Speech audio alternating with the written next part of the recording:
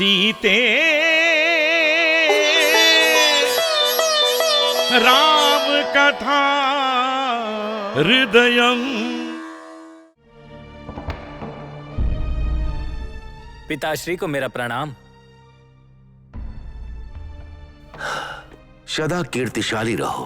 पिताश्री, आप मुझसे कुछ वार्तालाप करना चाहते थे? हाँ, बताता हूं। आओ, बैठ जाओ। ठीक है।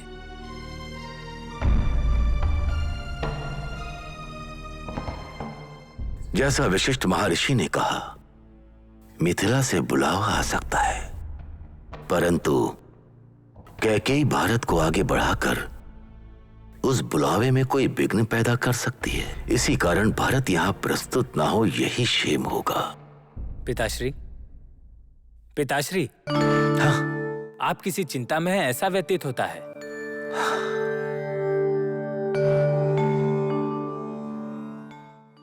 हाँ, एक प्रकार की चिंता है, किंतु ये अयोध्या की चिंता नहीं है, कैकेयी राज्य की चिंता है। चिंता करने योग्य वहां क्या हुआ है? वही ज्ञात करना एक चिंता का विषय है। हाँ भरत, तुम कैकेयी राज्य में जाकर वहां सब क्षेम है या नहीं, महाराज को किसी विषय की चिंता है ये ज्ञात करके आओ, क्योंकि तुम्हारे जाने से तुम्हारे नाना जी संतोषित होंगे। उन्हें भी तो तुम्हारे दर्शन होने चाहिए ना। अवश्य पिताश्री, आपके कहे अनुसार मैं कैकेयी राज्य प्रस्थान करता हूँ। सब मंगलमय हो।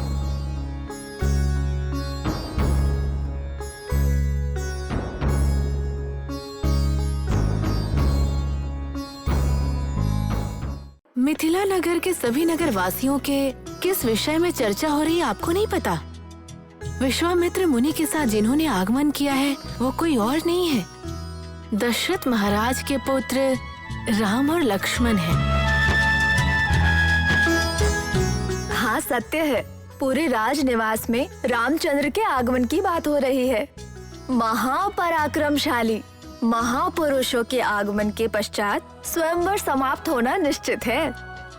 हमारी बहन के विवाह का आयोजन भी निश्चित है। उस विवाह में हम सब का आनंदित होकर कार्य करना भी निश्चित है। आनंदित होकर कार्य करना तो ठीक है, परंतु हमारी बहन सीता विवाह के पश्चात इस मिथिला से हम सब से दूर हो जाएगी, ये सोचने पर मुझे दुख होता है, पर क्या कर सकते हैं। सत्य कहा, एक तरफ संतोष और दूसरी तरफ दुख। ये बहन हमसे दूर हो जाएगी, ये कैसे सहन किया जाएगा? इस विवाह से कैसे संतोष प्राप्त करें? मेरी प्रिय बहनों, जब हम चारों में सात्विक प्रेम और वात्सल्य है, तो हम क्यों दूर होने के बारे में विचार करें? मांडवी, श्रुतकीर्ति जब कुछ समय के लिए इंद्रदेश में गए हुए थे, तब वो हमसे दूर थे, तो क्या हमारा प्रेम कम हो गया? नहीं बहन। तो ऐसे में हम कभी एक दूसरे से दूर हो सकते हैं, ऐसी भावनाएं नहीं आती हैं।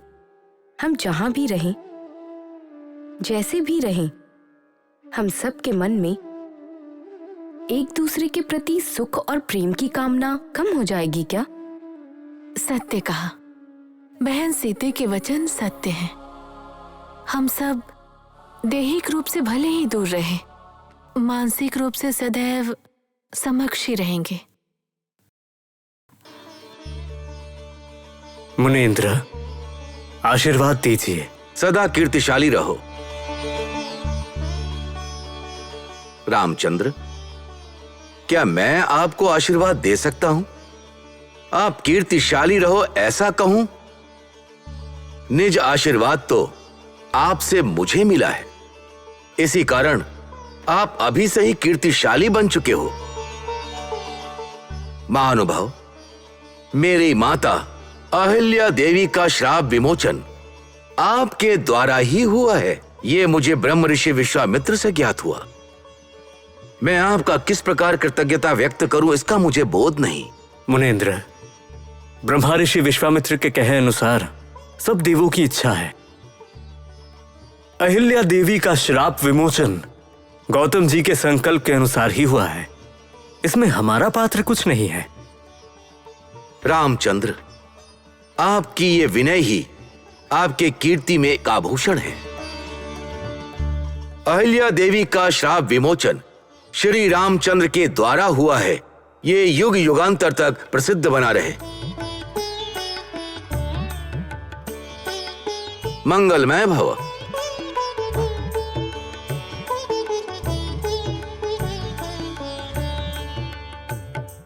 सीते